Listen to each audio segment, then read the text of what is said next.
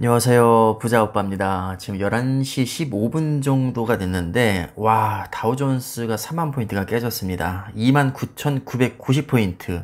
지금 2.2% 빠지고 있고, 나스닥이 3.15%, 1,800이 깨졌고요. S&P 500, 역시 2.76%, 3,700이 깨졌습니다.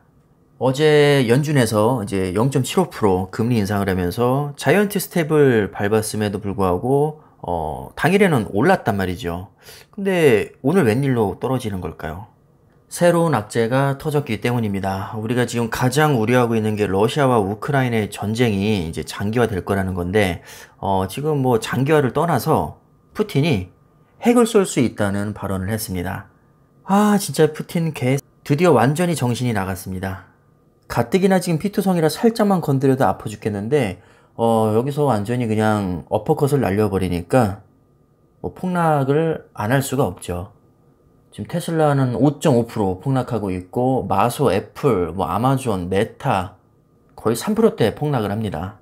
심지어 금융주와 에너지 관련주도 다 빠지고 있는데 그냥 한마디로 주식시장 자체가 개판이라고 보시면 됩니다. 완전히 정말 개판입니다.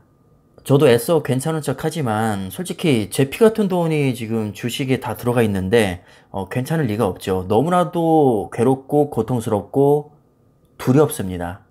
분명히 우상향에 대한 확신은 있는데 아무리 그래도 지금 하락장이 너무나도 심상치 않기 때문에 언제 끝날지 모른다는 불안감이 솔직히 좀 많이 있습니다. 뭐 주가가 폭락할수록 저가 매수를 들어가야 된다. 물론 맞는 말이고 저도 실제로 그렇게 하고 있지만 그 상황이 좋아서 제가 그렇게 하고 있는 게 아니라 싫지만 그게 맞기 때문에 그냥 그렇게 하고 있는 겁니다. 저도 저가에 줍줍하는 것보다 그냥 폭등해서 평가 금액 불어나는 게 더 좋습니다. 이 하락장이 너무나도 괴롭지만 한편으로는 또 다행이라고 생각을 합니다. 부자가 되고 싶다면 부자처럼 행동하라는 말이 있는데 저는 제가 지금 수백억 자산가라고 한번 상상을 해봤거든요. 정말 소름 끼칩니다.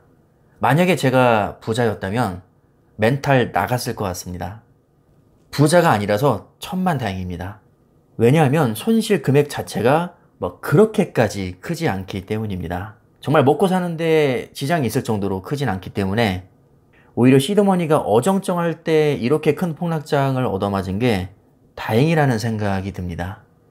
분명히 언젠가는 진짜 수십억, 수백억 자산가가 될지도 모를 텐데 그때 만약에 지금 정도의 폭락장을 얻어맞으면 지금보다 훨씬 더 힘들었을 것 같습니다. 그래서 지금 문득 드는 생각이 자산 규모가 클수록 더욱더 신중하게 투자해야 될 필요성이 있다는 생각이 듭니다. 뭐 너무나도 당연한 얘기지만 잃을 게 별로 없는 사람과 잃을 게 많은 사람은 기본적인 마인드 자체가 다를 수밖에 없습니다. 근데 사실 지금도 이렇게 하고 있긴 한데 그래도 제가 5가지로 한번 정리를 해봤습니다. 첫 번째, B2는 절대 하면 안 되겠죠. 무리하게 빚을 내서 투자를 한다면 그 타격은 훨씬 더 클 수밖에 없습니다. 두 번째, 레버리지 비중을 너무 높게 가져가면 안 될 것 같습니다. 지금은 제가 20% 정도 수준에서 TQ와 속설에 투자를 하고 있는데 만약에 100% 몰빵을 했다면 아무리 우상향을 믿어도 두려움을 많이 느꼈을 것 같습니다. 세 번째, 반드시 여유 자금으로만 해야 됩니다. 제가 평소에도 입버릇처럼 하는 얘기가 있죠. 절대로 오버하지 말고 여유 자금으로 분할 매수하자. 결국 오늘도 그 얘기가 또 나왔습니다. 네 번째, 현금 보유는 필수입니다. 근데 솔직히 저는 현금 보유를 그렇게 많이 하는 스타일이 아닙니다. 왜냐면 매달 발생되는 소득이 저는 현금이라고 생각하고 그냥 매수하기 때문에 현금 보유를 그렇게 높은 비중으로 평소에 유지하지 않습니다. 워낙에 우량한 종목에 적립식으로 장기 투자를 이미 하고 있고 또 우상향에 대한 확신이 아주 강하게 있기 때문에 오히려 현금 비중을 너무 높게 가져가면 저는 왠지 손해보는 느낌이 들어서 그냥 여윳돈 있을 때마다 매수하는 편이긴 합니다. 지금이야 시드머니 자체가 그렇게 크지 않기 때문에 편하게 이렇게 할 수 있는데 만약에 막 수백억 정도까지 투자 사이즈가 커지면 과연 그때도 현금 보유를 안 할 수 있을까? 뭐 이런 생각이 들긴 합니다. 어찌됐든 현금 보유는 필수적으로 하는 게 좋다고 봅니다. 워런 버핏도 현금을 산소에 비유를 했습니다. 평소에도 현금 보유를 많이 하고 있고 그 중요성에 대해서도 여러 번 강조를 한 적이 있죠. 현금 보유의 중요성은 아무리 강조해도 지나치지 않다고 봅니다. 단 투자 성향에 따라서 현금 대신 변동성이 아주 작은 배당주나 뭐 SPY 같은 ETF도 저는 나쁘지 않다고 보고요.